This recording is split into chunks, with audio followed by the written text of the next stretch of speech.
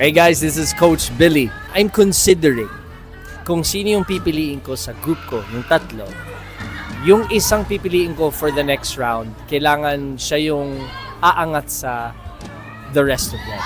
So kailangan kakaiba, kailangan ganyan, energy at kailangan almost perfect ang ipapakita ng isang bata just to see na deserve niya yung spot for the next round.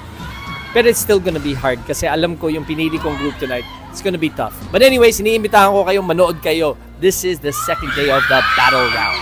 Coach Billy, out! Hello mga kapuso, this is Coach Tel. Sa pagpili ko ng isi-save, syempre binabase ko sa performance nila.